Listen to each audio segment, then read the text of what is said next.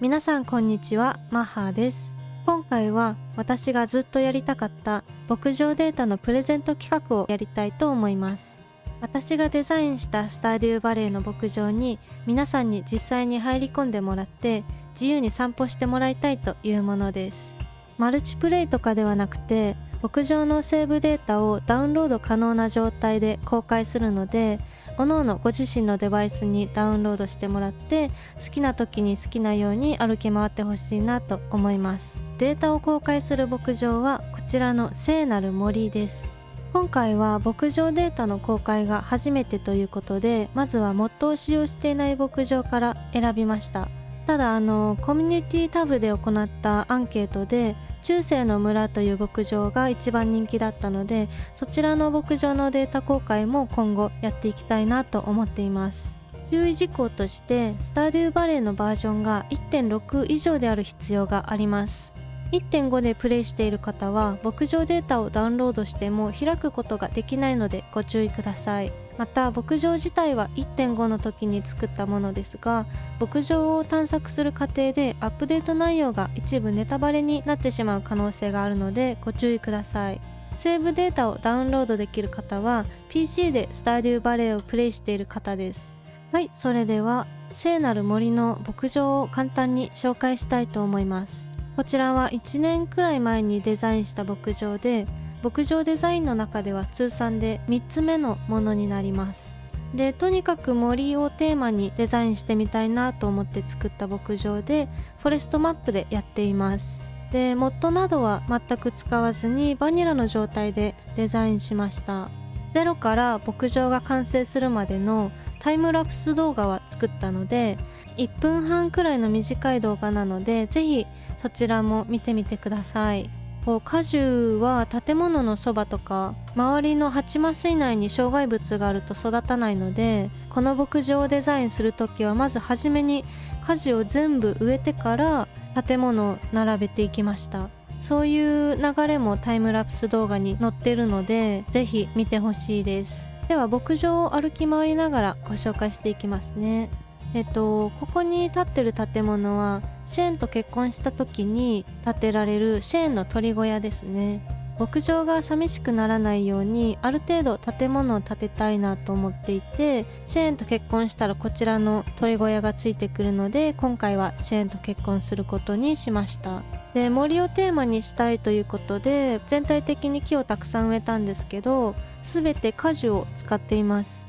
普通の木だと成長したら種が飛んでしまって牧場のデザインを管理するのが難しくなってしまうっていうのと、果樹を使った方が面白みが出るかなと思って全て果樹を使おうと決めてデザインしました。こちら納屋で壁と屋根の色も少し変えていますね。で、こっちは製粉機で、製粉機自体に意味はないんですけど見た目が好きなのでこのように置いています。この牧場はバニラで全部やったっていうのもあって、オベリスクを建てたり金時計を建てるのにかなりお金が必要ということで、お金稼ぎのために納屋でワインを作っていました。こんな感じでスターフルーツかな、スターフルーツでお金稼ぎをしていましたね。こちらの建物はマルチ小屋ですね。石の小屋みたいな名前のやつで、マルチ小屋を2段階目か3段階目くらいまでアップグレードしたものです。で、こちらの牧場を作るときは視聴者さんにも手伝ってもらってマルチ小屋のアップグレードを実際にマルチでプレイしながらアップグレードしてもらいました。真ん中にはこのように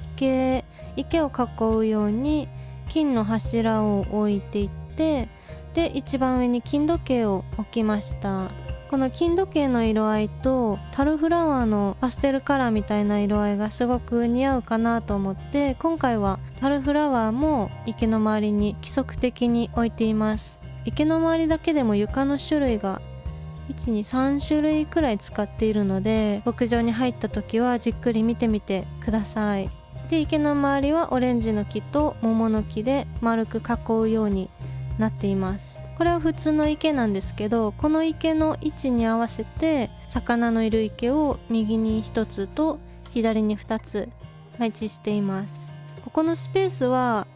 公園みたいなイメージですね。真ん中にリアのプレゼントでもらえる彫刻を置いて、で全体的に木でできた飾りのもの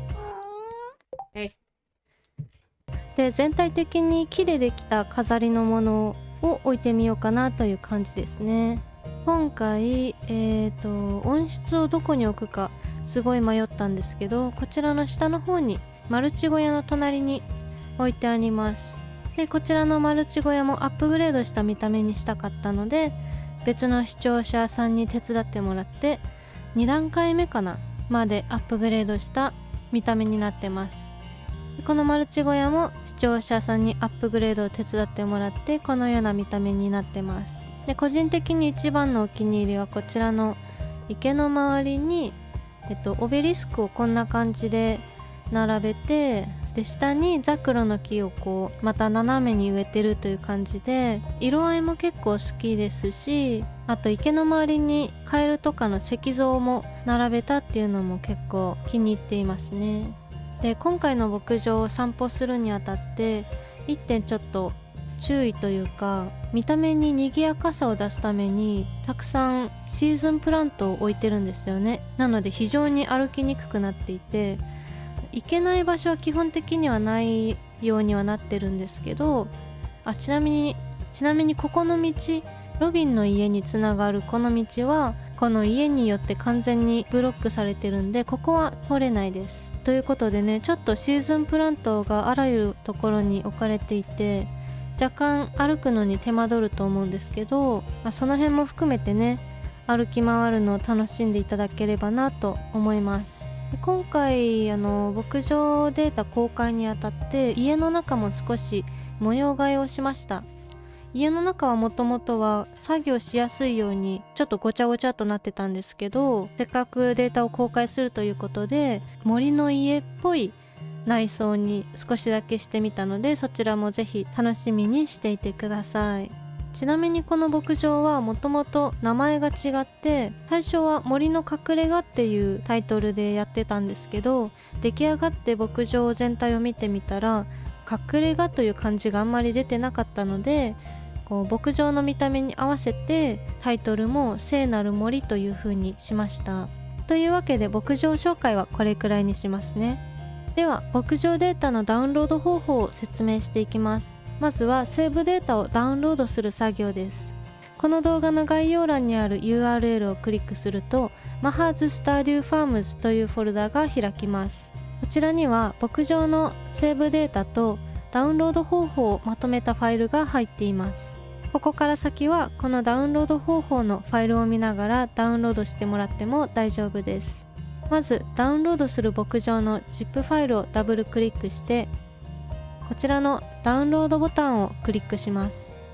ダウンロードが完了したらダウンロードした ZIP ファイルをクリックして牧場のセーブデータが入っていることを確認します。次にダウンロードしたセーブデータを皆さんのデバイスのスターデューバレーに追加する作業です。まずスターデューバレーのセーブデータが保存されているフォルダを開きます。フォルダの開き方はデバイスによって異なります。スターデューバレーウィキのセーブデータというページを参照してもらいたいんですけれども、 Windows の方は Windows プラス R を押して実行ダイアログボックスを表示します。次にこちらのテキストをそのまま貼り付けて OK を押します。そうするとスターデューバレーのセーブデータが保存されているファイルが開きます。 Linux や Mac を使っている方はこちらを参照して操作してみてください。次に先ほどダウンロードした ZIP ファイルの中に入っている牧場データを選択して今開いたスターデューバレーのセーブデータが保存されているフォルダに移動します。